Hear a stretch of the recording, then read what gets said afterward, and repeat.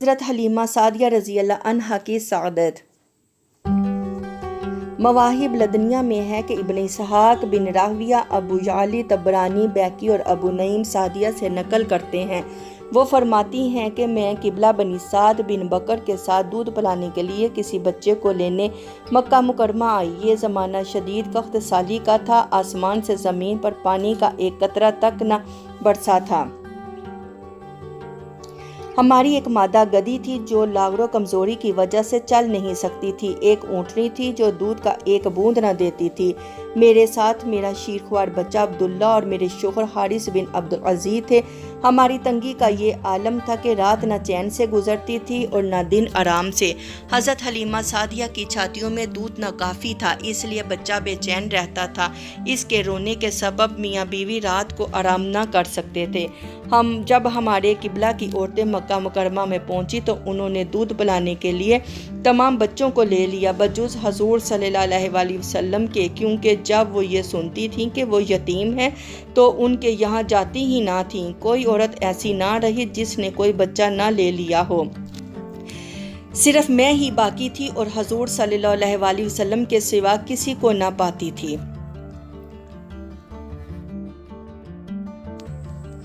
میں نے اپنے شوہر سے کہا، خدا کی قسم بغیر بچہ لیے مکہ مکرمہ سے لوٹنا مجھے اچھا معلوم نہیں ہوتا، میں جاتی ہوں اور اس یتیم بچے کو لے لیتی ہوں، میں اس کو دودھ پلاؤں گی۔ اگلے دن حضرت حلیمہ سعدیہ سردار عبدالمطلب دادا کے پاس آئیں اور بولیں، میرا نام حلیمہ سعدیہ ہے، میرا تعلق بنو سعد قبیلہ سے ہے اور میرا قبیلہ کبھی بھی حجاز کی سرحدوں سے باہر نہیں نکلا۔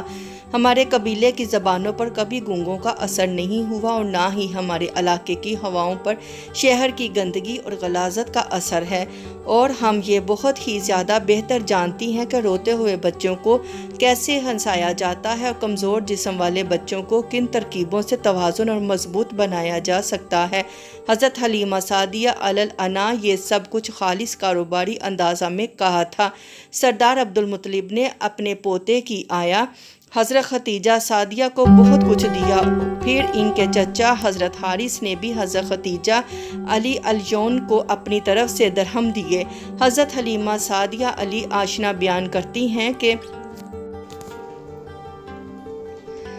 جب میں رسول اکرم کو لینے کے لیے ان کے پاس گئی تو میں نے دیکھا کہ حضور اکرم صلی اللہ علیہ وآلہ وسلم دودھ سے زیادہ سفید اونی کپڑے میں لیٹے ہوئے ہیں اور آپ سے مشک و عنبر کی خوشبوئیں لپٹی مار رہی ہیں۔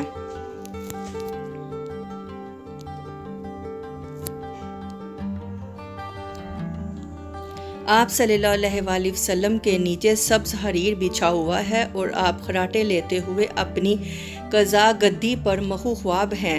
چونکہ حضور کی عادت شریف تھی کہ آپ کام نیند میں خراٹے لیتے تھے اور قبر ثنی میں بھی خراٹوں کی آواز سنائی دیتی تھی۔ حلیمہ سعدیہ فرماتی ہیں کہ میں نے چاہا آپ کو نیند سے بیدار کر دوں، مگر میں آپ کے حسن و جمال پر فریفتہ ہو گئی۔ پھر میں نے آہستہ سے قریب ہو کر اپنے ہاتھوں میں اٹھا کر اپنا ہاتھ آپ کے سینہ مبارک پر رکھا تو آپ نے تبسم فرما کر اپنی چشم مبارک کھول دی اور میری طرف نظر کرم اٹھائی تو آپ کے چشمان مبارک سے ایک نور نکلا جو آسمان تک پرواز کر گیا۔ میں نے آپ کی دونوں چشمان مبارک کے درمیان بوسہ دیا اور اپنی گود میں بٹھا لیا تاکہ دودھ پلاؤں۔ میں نے اپنا داہنا پستان آپ صلی اللہ علیہ وآلہ وسلم کے داہنے مبارک میں دیا، آپ نے دودھ نوش فرمایا۔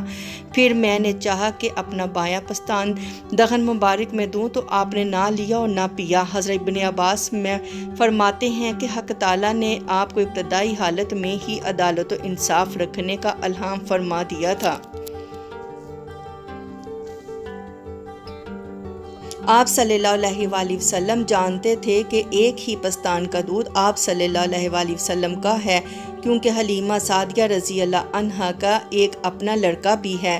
حلیمہ سعدیہ فرماتی ہیں کہ حضور کا یہ ہمیشہ یہ حال رہا کہ ایک پستان کو حضور صلی اللہ علیہ وآلہ وسلم اپنی رضائی بائی کے لیے چھوڑ دیا کرتے تھے۔ پھر میں آپ صلی اللہ علیہ وآلہ وسلم کو لے کر اپنی جگہ آئی اور اپنے شوہر کو دکھایا، وہ بھی آپ صلی اللہ علیہ وآلہ وسلم کے جمال مبارک پر عاشق ہو گئے اور سجدہ شکر ادا کیا۔ اسی طرح حضرت حلیمہ رضی اللہ عنہا کی اونٹنی نے بھی دودھ دینا شروع کر دیا اور انہوں نے اسے دوہا جیسے انہوں نے بھی پیا اور میں نے بھی پیا، اور ہم خوب سیر ہو گئے اور خیر و برکت کے ساتھ اس رات چین کی نیند سوئے، کیونکہ پہلے بھوک اور پریشانی میں نیند نہیں آتی تھی۔